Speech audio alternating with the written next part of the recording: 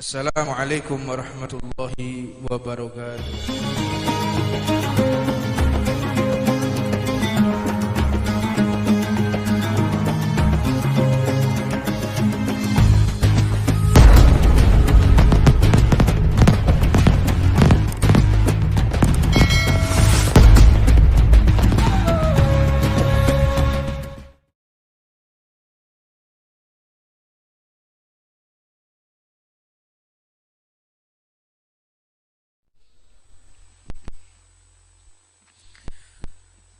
Alhamdulillah, puja dan puji syukur kita haturkan kepada Allah Subhanahu wa taala yang telah memberikan kita kesempatan untuk menimba ilmu baginda Nabi Muhammad sallallahu alaihi wasallam. Mudah-mudahan dengan sisa waktu, sisa umur yang Allah berikan kepada kita, Allah membantu kita untuk senantiasa taat kepadanya. Di kesempatan ini Al-Imam Abdullah bin Alawi Al-Haddad menjelaskan bahwa pentingnya seseorang itu menyambung tali kekerabatan. Sebagaimana Allah Subhanahu wa taala menjelaskan di dalam Al-Qur'an, wa ati dzal qurba haqqahu, bahwa kita diperintahkan untuk memberikan hak-hak atas keluarga kita yang dekat.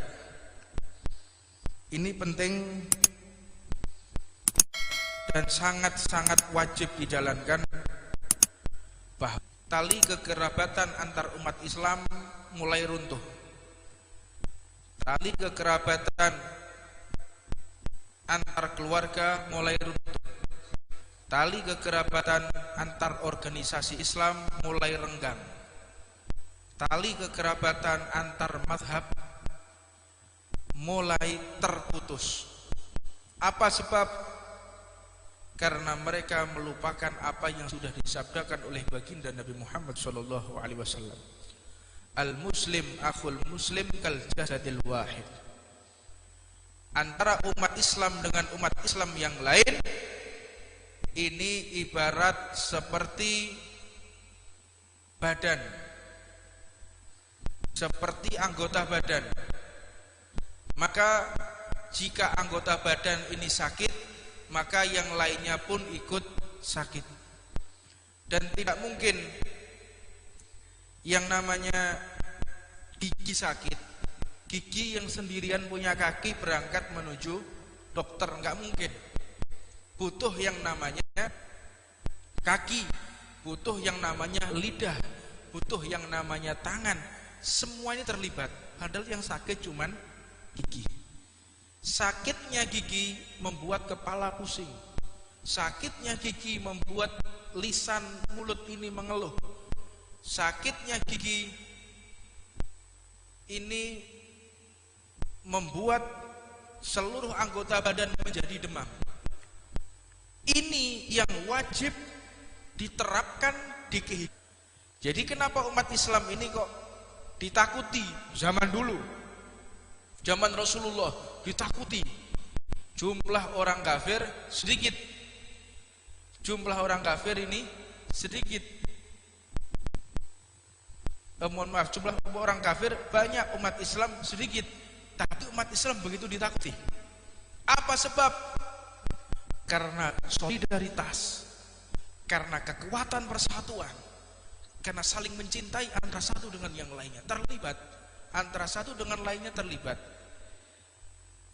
Anda boleh lihat, kenapa TNI itu kok mulai pangkat yang paling rendah sudah ditakuti orang.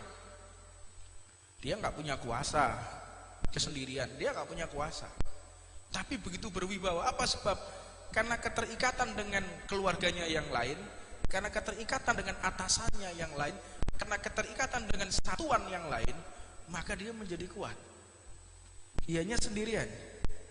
Tetapi begitu diganggu, semua terlibat. Semua akan marah. Nah, tidak ubahnya umat Islam.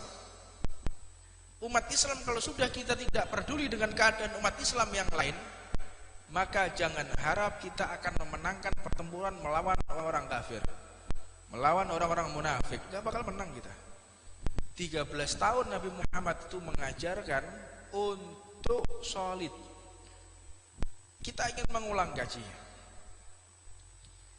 13 tahun Nabi Muhammad tidak mengajak untuk bertempur, tidak mengajak untuk menjalankan aktivitas berbentuk apapun, zakat, umroh, haji, enggak. Ibadah enggak, gampang ibadah itu. Tahajud itu gampang. Umroh dan haji semua orang bisa.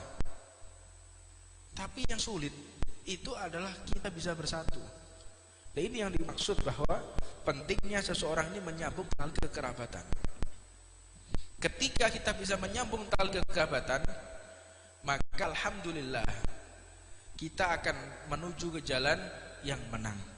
Dan bagaimana cara yang paling tepat? Cara yang paling tepat adalah kita di zaman ini yaitu dengan berorganisasi. Alaikum bil jamaah fa inna yadallah ma'al jamaah. Hendaknya kalian tuh masuk dalam organisasi, masuk dalam satu perkumpulan dengan jamaah, punya majelis, punya organisasi. Ini harus. Jadi kita kuat. Misalnya ada orang ganggu, misalnya ada orang ganggu. Kira-kira fantasi kita ya. Kita bukan asobiah, ini fantasi. Ada orang perempuan diganggu sama laki-laki. Kira-kira saya masih lihat ini. Loh, ini kenapa perempuan ini diganggu? Tapi kalau si perempuan tadi pakai jaket Aridwan, kira-kira gimana itu? Hah? Pikir, ada perempuan diganggu, dia menggunakan jaket Aridwan. Apa mustahil saya tidak berhenti? Mustahil saya tidak berhenti. Gak mungkin saya gak berhenti. Pasti saya berhenti. Saya tanya, ada apa ini? Ini pasti keluarga saya ini. Ini pasti anggota saya ini. Ini pasti saudara perempuan saya. Mungkin. Ya, tapi kalau sudah, wah jangan-jangan itu suaminya. Kita gak berani kan? Tapi sudah menggunakan jaket organisasi kita, jamaah kita. Ya mau nggak mau kita akan turun tangan. Jangankan kok sama-sama majelis Ridwan. Kemarin yang menggunakan baju Ahbabul Mustafa, Syekh Hermania. Itu kan ada yang dipukul sama preman sampai dilempar dari truk. Ya kan kita akan kejar. Dipukul, dipakai kayu, terus setelah itu dilempar dari truk. Karena waktu itu ikut acara di alun-alun. Nah, saya lihat, wah ini anak Syekh Hermania ini. Wah ini anak Ahbabul Mustafa ini saudara kita ini. Pasti kita cari tahu akhirnya apa? Kita kejar sampai si pelaku ini kejar sampai ke Bali, Pak. Jangankan kita berhenti sampai ke Jawa Tengah, saya kejar sampai ke Bali. Saya komunikasi dengan Polda Bali. Nah, ini manfaat daripada kita memiliki satu organisasi dan memiliki tali kekerabatan. Nah, untuknya penting sekali. Penting sekali kita mengkuatkan daripada ukhuwah Islamiyah melalui organisasi. Bahwa Allah Subhanahu wa taala ini memuji terhadap orang-orang yang telah Allah Subhanahu wa taala memilih orang yang telah diridhoi. Hal ini Allah Subhanahu wa taala mengatakan walladzina yusilluna ma amarallahu bihi an yuwassala wa yakhshawna rabbahum wa takhafuna su'al hisab. Dan orang yang telah menghubungkan, Allah telah meridai orang-orang yang seperti ini. Allah melihat orang yang telah menghubungkan apa-apa yang telah Allah perintahkan. Kita berkumpul, saling bersilaturahmi, mengkuatkan. Ini Allah muliakan orang seperti itu. Dan dikatakan juga oleh Allah Subhanahu wa taala bahwa mereka, para musuh-musuh kita itu akan takut ketika melihat kekuatan dengan jumlah yang besar. Maka sampai Nabi Muhammad mengatakan tanakahu taktsuru fa inni mubahin bikumul umam yaumal qiyamah. Nikahlah kalian, perbanyak putra dan putri kalian. Nikah yang banyak. Orang kalau nikah banyak itu akan menambahkan rezeki. Iya. Rabi maneh, rabi siji, rezekine siji. Rabi ping pindho rezekine loro. Rabi ping telu ya telu, rabi ping papat ya papat rezekine. Tapi coba jajal ya remek kowe kok. Ini maknanya begini. Kalau sudah Rasulullah memerintahkan, tidak bisa kita menggunakan logika. Ya kalau kita punya istri satu, tanggungan istri, tanggungan anak, menafkahi bajunya, menafkahi kebutuhan rumah tangganya, menafkahi segala-galanya, istri satu. Nambah istri, ya kalau punya rumah, kalau enggak nyewa kontrakan, karena kan nggak boleh. Satu istri, satu kamar itu nggak boleh, haram. Satu rumah boleh, beda kamar boleh. Tetapi kalau satu kamar haram hukumnya. Harus mempersiapkan bangunan lagi, mempersiapkan listriknya, mempersiapkan pakaian, segala macam. Kalau secara matematika otomatis harta itu akan berkurang. Maka ada satu sahabat yang datang ke Rasulullah. Ya Rasul, aku ingin menjadi orang kaya. Kata Rasulullah, nikah lagi. Loh, pengen kaya? Iya, nikah lagi. Akhirnya orang tadi menikah. Ya Rasulullah, saya sudah menikah 2 kali. Harta juga tidak datang, kekayaan juga tidak kunjung tiba. Apa ini ya Rasulullah? Kata Rasulullah, ya udah kamu nikah yang ketiga kali sekarang. Meneng tok bisa sekak jawab ya. Sahabat tidak jawab, cuman wis samian wa atoan, kerjakan ketiga kali. Datang wis setengah buta rambutnya. Datang, ya Rasul, iki wis meh mati lagi wisan. Bojo telu, anak sak pirang-pirang. Kata Rasulullah, ya sudah kamu nikah lagi. Mati kan. Sampai istri keempat. Begitu nikah yang keempat, langsung diberi kekayaan oleh Allah Subhanahu wa taala. Makanya sing rumah tanggane rada gaenak-gaenak angel golek rezeki rabi yo maneh kon. Mari ngon diprotes ibu-ibu iki. Ojo rabine sing dimaksud. Ini maknanya bahwa segala sesuatu yang diperintahkan oleh Rasulullah, yang sudah diucapkan Nabi Muhammad, gak bisa dilogikakan. Ojo pikir berarti solusinya duitmu supaya akeh rabi. Imanmu siji mbek sahabat drun. Sahabat iku yakin mbek Kanjeng Nabi, yakin mbek Rasulullah. Disuruh mati sekarang mati. Suruh berangkat jihad berangkat. Nganan ngiring-ngiring, kita kan enggak, suluh majelis. Aduh kesel mereka juga. Diminta datang Jalsatul Isnin, senggup minggu ngarep ae. Ngene pirabi maneh ya kemeng kowe. Enggak bisa. Imannya berbeda. Nah, sehingga kalau sudah runtuhnya kekerabatan ini membuat musuh-musuh Islam semakin kurang ajar. Ya. Mulai kurang ajar. Mulai mencederai syariat, mulai su'ul adab, mulai kurang ajar. Kenapa sih di Poso itu dibantai ribuan muslimah? Ribuan muslimah dibantai. Ada yang hamil, dibelah perutnya, dikeluarkan janinnya, diganti dengan kepala babi. Itu terjadi Pak di Poso. Di Ambon tuh anak-anak umur 4 tahun, 5 tahun disembelih mereka. Di Poso, di Ambon itu terjadi. Apa sebab? Karena orang-orang yang di luar Islam ini tahu kalau kekerabatan kita lagi dalam keadaan renggang, rentan, dan tidak peduli antara satu dengan yang lainnya. Tahu, makanya kurang ajar. Lihat kenapa orang kok mikir kalau mau mengganggu organisasi, apalagi organisasinya solid ya. Wah, gak wani wis. TNI, Polri, itu kan organisasi yang sangat solid kenegaraan. Wah, solid sekali. Jangan sekali-kali kita mengganggu TNI sama Polri. Wah, kita bisa dihantam di jalan, tidak jebloskan di penjara, bisa-bisa diculik kita. Berani menghina aja. berani merusak harga dirinya. Wah, karena semua terlibat. Ya begitu juga dengan kita. Kalau kita ingin punya marwah, kita punya kewibawaan, harus peduli antara satu dengan yang lainnya. Baru kita punya kekuatan. Kalau enggak bisa. Ketika dilihat oleh musuh-musuh Islam, maka mulai statement-statement orang-orang yang tidak beragama Islam berani campur tangan urusan syariat. Nah, ini ada satu partai politik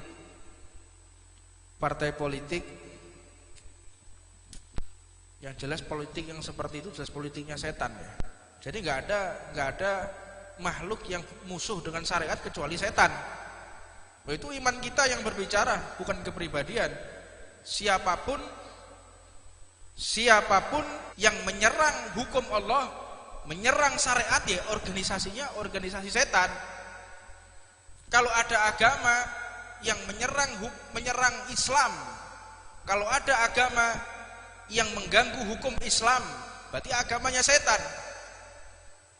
Dinus syaitan, sudah dijelaskan. Ini agama setan yang seperti itu. Makanya ini heran ini. Ada partai politik yang ingin melawan perda syariah. Ya berarti partai setan Indonesia, kan begitu. Perda syariah kita lawan. Ya, lawan aja kalau mau dilawan. Perda syariah itu tiada lain dan tiada bukan ingin mengamankan warga Indonesia yang beragama Islam. Jadi tidak ada paksaan bagi orang yang di luar Islam untuk patuh terhadap syariat Islam. Belum ada terjadi. Bahkan di agama kita Allah Subhanahu wa taala berfirman, tidak ada paksaan di dalam agama. Agama ini nggak bisa dipaksa. Ada orang ingin masuk Islam dengan kita todong, kamu masuk Islam. Kalau kamu tidak mau masuk Islam akan saya bunuh. Nggak sah keislamannya. Kamu masuk Islam. Kalau kamu masuk Islam akan saya gaji. Nggak sah Islamnya. Kamu masuk Islam. Kalau kamu masuk Islam saya akan berikan engkau fasilitas. Nggak sah Islamnya. Engkau masuk Islam dengan cara orang tersebut dibuat mabuk dulu sehingga akal warasnya nggak ada, nggak sah. Junun, orang gila dipaksa masuk Islam, nggak bisa. Kenapa mereka berani kurang ajar seperti itu? Sekali lagi, karena kekerabatan kita lagi runtuh. Jadi ironis ya, kalau yang ngomong adalah orang Islam taat, mungkin mereka punya hujah. Nggak bisa ini perda syariat ini, nggak bisa. Yang ngomong seorang alim, yang ngomong seorang kiai. Kebetulan kiainya berada di Papua, masuk akal menurut saya. Nggak bisa diterapkan perda syariah karena umumnya di masyarakat Papua ini umat Kristiani, nggak bisa. Wajar kalau ada ulama ngomong seperti itu. Lah ini ada perempuan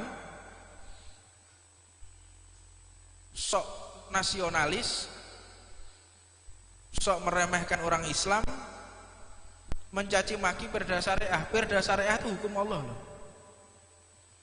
Peraturan daerah, hukum Islam.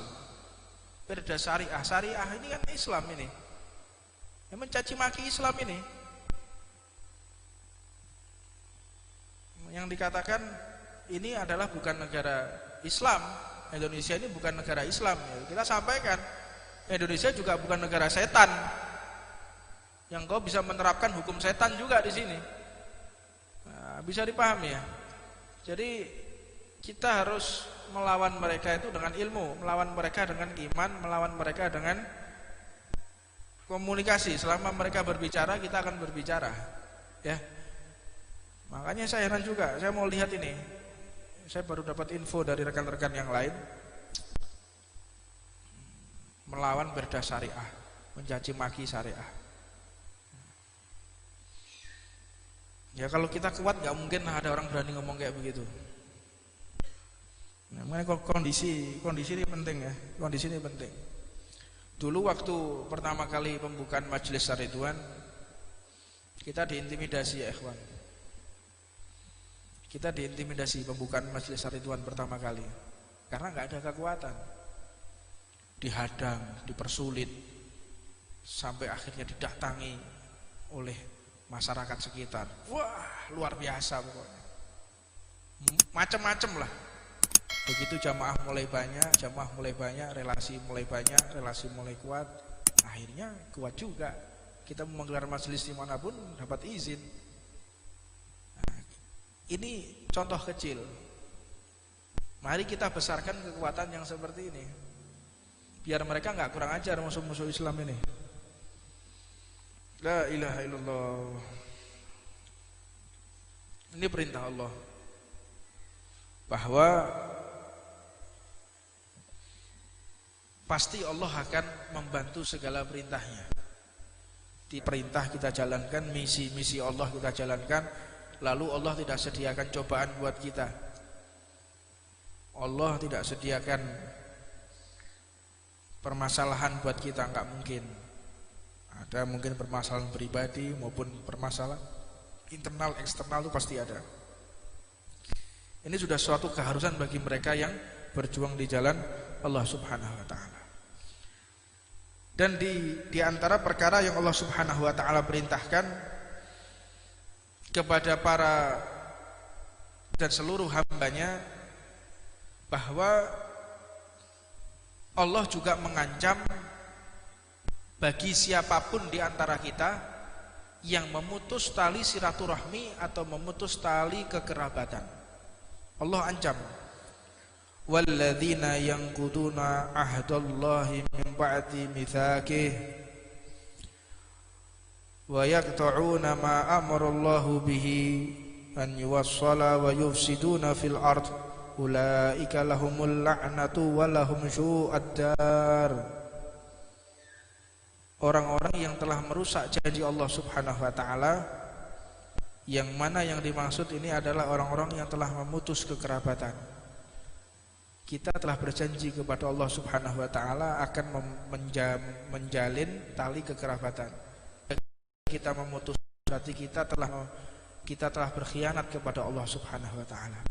Jadi penting sebelum kita menjalankan misi-misi Rasulullah, kita harus kuatkan dari silaturahmi di antara umat Islam. Mudah-mudahan apa yang sedikit ini dapat membangkitkan cinta di antara umat Islam dan membuat kita semakin solid dan membuat kita semakin dicintai oleh Allah Subhanahu wa taala. Rabbana atina fid dunya hasanah wa fil akhirati hasanah wa qina adzabannar. Wa 'alama masyayikhuna wa 'alama habib marhum sallallahu alaihi wa sallam hafidhul hadratin nabi Muhammadin sallallahu alaihi wasallam.